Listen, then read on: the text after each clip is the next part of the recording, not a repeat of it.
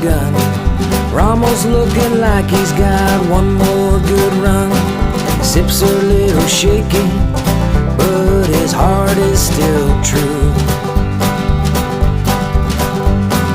Oh, how that dog loves hunting with me and you. Sporting Dog Adventures, run boy run. Everything you need is here under the sun. The Sporting Dog Adventures podcast is proudly brought to you by Soggy Acres Retrievers. Remember, everyone deserves a soggy dog. Hey, welcome to Dog Talk Live number 82. We are here at Soggy Acres Retrievers, and Scarlett is also here with me and trying to get attention. I hope everyone's having a good week. We're halfway into August and hunting season is almost here. I hope everyone's fired up. I am so excited.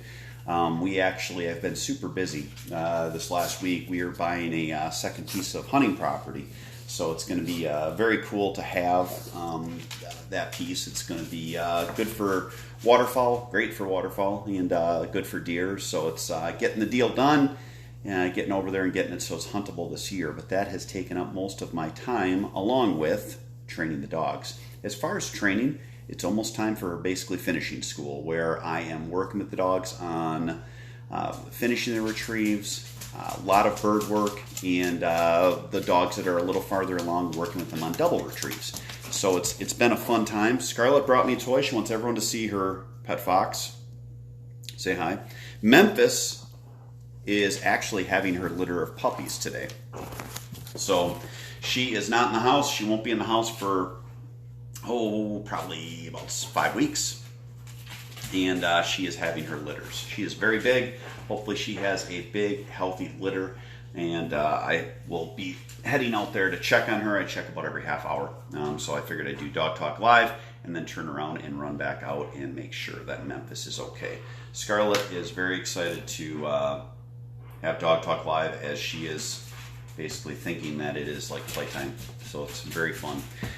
We are going to have 2 more black litters bred. We had 1 bred yesterday. 1 will be bred tomorrow. And then we've got a yellow litter due, and we've got 1 more yellow litter yet to breed this year that I believe we are going to have room in. So if there's someone that is interested, send me an email, sportingdogtv@gmail.com, and we can try to give you the information on that. Oh boy. So again, as we are here on Dog Talk Live, now the rules are, we talk about dogs.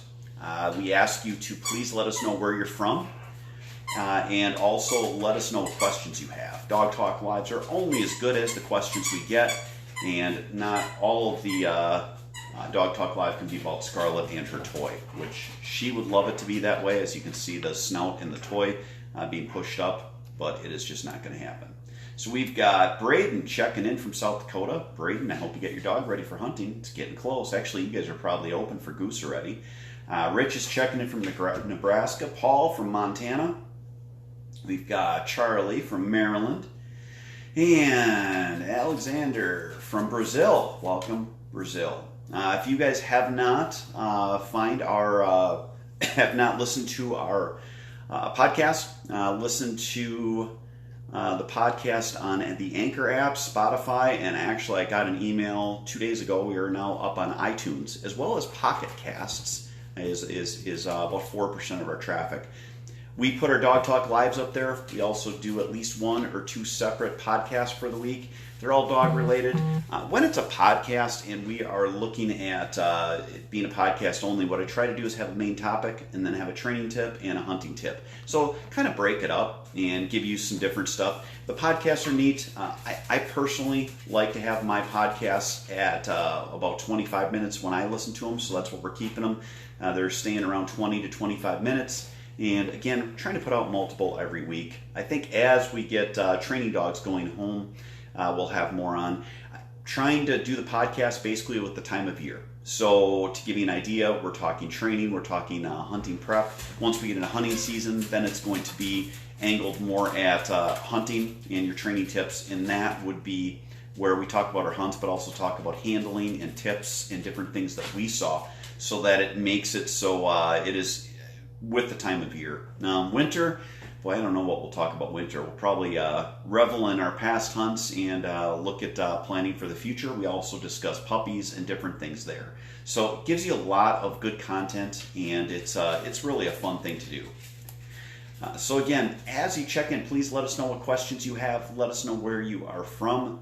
We have quite a few people on today, so the more questions, the better. Again, finishing up dogs the last 2 weeks that I have dogs in, it turns into all birds all the time, and it turns into just kind of fine-tuning things. I don't like to tackle big projects with dogs when they're close to going home, because you honestly can run into a lot of problems with that, where you run into issues where if the dog would shut down, then you got to fix them. So it's more of where they're at and then just fine-tuning it and giving them a little bit of pizzazz. Any suggestions on getting a lab ready to hunt a junior test? Rich, you are going to want to get your dog through your force fetch, your e-collar conditioning, your obedience, because you need your dog to be obedient. Once you get to that, you want to make sure you are doing your single marks in water as well as land. You're going to want to make sure that you have your dog running at least up to 100 yards to maybe 125 yards on the land. And give them different transitions. If you can have a place where the dog can run across a road, or if you got rows of hay, if you've got cover, you want it to be probably no more than knee high, if not shorter, because that's realistic of what it's going to run at. The one thing that I always tell people that is a great tip for running hunt tests: get a holding blind. Dogs are put in a holding blind as you're going up to run your dog, and they'll have as many as 3 to 5 holding blinds where they're staging the dogs that will run next, so that the test can go quickly. You can't let your dog watch the test. There's been many holding blinds that have been tore down by high drive dogs that are very excited and have never seen a hunting blind, and they've gotten to watch everything, so they were trying to tear the blind down to see what is going on, and then you have a handler that is incredibly nervous and freaking out, and by the time you get to the line, you are at high stress. The dog can feel the stress through you, and they will be at high stress as well. So work with a holding blind, have your dog prepared, and then enter them in the test. The last thing I tell people is, if you're at a junior test and your dog doesn't handle, once you release that dog, don't worry about it. They're either going to go out and do the work or they're not. If they watch them, if they struggle on something, it gives you something else to work on in your training. But far too many people get stressed out about, especially junior and started hunting retriever type tests. If you've got a dog that is young and they're doing good and they've been on birds and they're doing all their retrieves, once they head out to do that retrieve, trust that they're going to do it. Don't yell hunt it up to them all the time. Just let them go, and hopefully they'll make you happy. The other thing would be work with ducks. I've seen people that have issues when they're at a test, and what will happen is they'll go out and their dog won't pick up the bird, and they'll say, geez, I went through force fetch. I don't know what it is. Ducks do not taste good or taste different to dogs, but upland birds are easier to get for people for training, so people will use those, and then they take the dog to training, and the first duck the dog has seen is at the hunt test. So have it there. If you can, also reuse ducks, because they will. So you have ducks that are maybe not pristine, so the dog is used to that as well. And then you can work on your hold commands and make sure that they're not going to eat the bird and all of that good stuff. You need your dog to return the bird to hand. If it is AKC on a junior test, if it is a started test, they need to return to an area with the bird. So you want to make sure that they're doing a good job. What do I do if my lab will retrieve in the water and will not retrieve on land? Justin, have you done force fetch, which would be working with the dog on their mouth control? That would be the first thing I would work on. And then it's not uncommon that you get where they will retrieve in water if you've done force fetch, but still struggle on land. A lot of that is just pressure, so you want to make things fun. But if you haven't done force fetch, you need to go back in your training and work on force fetch, which is telling your dog to fetch, and they will fetch anything that you tell them to fetch, whether it's a bird, a bumper, or a bowl. So that would be my suggestion there. Jesse, how long after mama dog has babies do you start exercising her again? Jesse, until the dog is weaned, I do not. And then after that, once they're weaned, I will let them run around and have fun, but you want to make sure that they're not in heavy cover because they are saggy. So you either want to, first you want to make sure all of the milk is out so that they don't harm themselves. But then you want to get them something to protect the undercarriage because it can get very tore up when you're in briar patches, even long grass. So you want to be healthy for your dog. To make sure that they're that. One thing you could do that is an easy thing is take the dog for walks on a leash, and that gets you exercise as well. This time of year, we should all be exercising our dogs, and we should be exercising ourselves. You should make sure you're in tip-top shape so you don't hurt anything while you're out with your dog enjoying it, and the same for them. So if you give yourself some time to exercise with the dog, walking on leash if it's just after a litter, or once they are fully weaned and their milk is dried up, you can get them out. Just make sure that you are watching their underbelly so that they are not getting all tore up. So I hope that helps.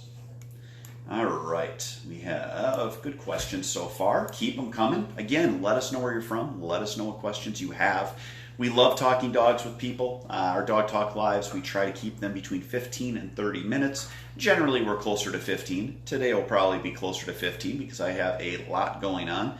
But we try to make sure that we answer all questions. If you have a question, you're watching this after the fact and it's no longer live, please put the question up as a comment. I always come back and check. So I'll come back and I will check to see if there are any questions. I'll answer them as a comment. If you want to send us a question for our podcast, you can email me, sportingdogtv@gmail.com. We always use fan questions if we get them. I haven't been as good about getting those set up, but absolutely, it's always fun to get people questions and get them on the show. Richmond, Illinois. No, I am not going to be there. I actually don't run my dogs in hunt test, Jesse. I've got too many other things going on the weekend, so I put my dogs with A.G. Shaw. A.G., I believe this weekend is going to Iowa with our dogs. So Tank and Ace will both be there. So that would be a no as far as what I know. I don't know if you're running the Grand. Both my dogs, Ace and Tank, will be down at the Grand down in Kentucky. So, but yeah, unless it's a local show or a local test, I don't go to the tests, even when they're local. I'm usually so darn busy that I just don't have time. So again, let us know what questions we have. As he's at our test at Key City. Yes, he will be there. He will have both of our dogs there, and you'll get to see them. They're nice dogs. Tank is a chocolate male. He's 2. He's got his title. Phenomenal dog. Really pretty dog. Ace is he passed the Grand already last year in the fall, and he is doing phenomenal. And he's got his master title, his finish title, so he's qualified all age as well. So he's really, really a talented dog. I think Tank has as much talent. He's just a little bit younger, so hopefully they both do well at the Grand. But yeah, AG will be there. I don't know when he's heading down there, but he should be there. Plover, Wisconsin. We got Otto. Is it better to train with field decoys or both water and field? Otto, what I do when I am going to introduce dogs to decoys, I actually use my water decoys in the grass, so they've seen it. And then I take them and throw the water decoys out into the water. So I use both water decoys. You can do both if you have them. Field decoys are fine, but you want to work with your dog on decoys on land first, so that it's not the first time they've seen them, and then put them in water second. When you're doing your training, always think of your training when you're working on something that can be done on land or water. We always do things on land first because that's where we have control. We can fix things, and we can, if the dog gets weirded out by stuff, we can make sure that they have the ability to. We have the ability to console them. So again, always on land first, then on water. But yeah, as far as decoys, absolutely, you can use it. Use your water decoys on land. Daryl, is it common for a dog to be terrified of thunderstorms but doesn't even flinch with gunfire? Daryl, yes, I've had a couple of dogs that have been scared of thunderstorms and were phenomenal hunting dogs. I think part of it is you've got more booms going on. I think part of it is the rumble. It's not like guns make your whole house shake. So at least not the kind of guns we use for duck hunting that are legal. But I think it has a lot more to do with the severity, the distance, and the fact that you get vibration in the house. Not sure on that, but I have absolutely had dogs that were scared of thunderstorms, but still would be great dogs out hunting. My dog Lucy Bell, she was my little girl. She's hanging with Cole in heaven right now. She was a funny little dog, about 50 pounds, and she was petrified of thunderstorms. You would know a thunderstorm was coming because she would seek you out before you could even hear it, and she would lay with you. And it was just lay with you and want to be consoled, but she would still go out and hunt with the best of them. So we are getting to the end of Dog Talk Live, so we're going to do a last call for questions. If you guys want questions, again, if you're watching this after the fact, please send me questions and I will answer them once they're up as a comment. I'll come back and check. If you have a question you don't want to ask on here or you would like to have on the podcast, you can email me, sportingdogtv@gmail.com. So it is summer. We are T-minus a few weeks until hunting season. I am fired up. I hope everyone else is. Get out, work with your dogs in obedience before the season. Even if they're fully trained, sharp them up. Get them so that they're obedient. Get them so that you can maybe correct them with the collar a couple times so they remember. And get yourselves in shape. This is the time of year that is the anticipation is just going to kill us all. So hopefully it'll be here soon. Rich, here's the $1 million question. Most breeders charge a lot for puppies because both parents have titles, but not all the puppies are guaranteed to hunt, correct? Rich, I guess it depends on the kennel you're buying for. There's never a guarantee in anything. The better the pedigree, the more ability that you have, and the better chance that you have, absolutely. A lot of times when dogs will have issues, it's more on the trainer or the owner or just that particular dog. I have a couple that are a little more on the shy side right now. They'll do fine hunting. But it is something that when you are looking at buying a hunting dog, you want to make sure that you're giving yourself your best chances, and that is through a great pedigree, and that is going to be a more expensive dog. But again, most guys don't get to own as many dogs as I have, so you want to make sure that you have give yourself the best opportunity. So I hope that answers it. But that's going to end it for Dog Talk Live today. I hope you guys have a wonderful day. Thank you so much for listening along and giving all the good questions. And I hope you guys check back later. Again, check out our podcast, Sporting Dog Adventures Podcast. We're on iTunes, we're on Spotify, we're on Anchor, and about 10 other platforms. One is Pocket Casts that you can listen to us on. Hope you guys have a great day. God bless. Sporting dog adventures, run, boy, run. Everything